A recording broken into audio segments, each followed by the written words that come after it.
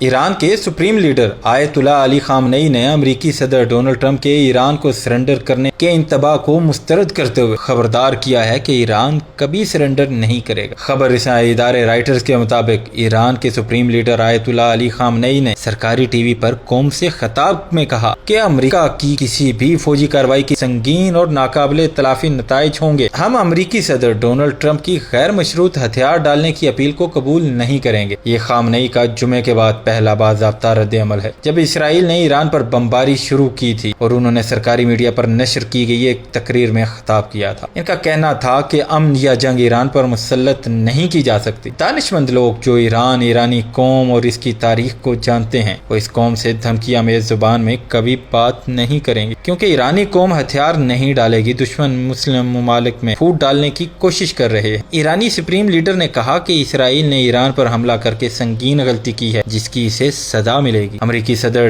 Trump کی دھمکیوں کے حوالے سے خامنئی کا کہنا تھا کہ جو لوگ ایران کی تاریخ سے واقف ہیں وہ جانتے ہیں کہ ایرانی دھمکیوں کا اچھے طریقے سے جواب دیتے ہیں۔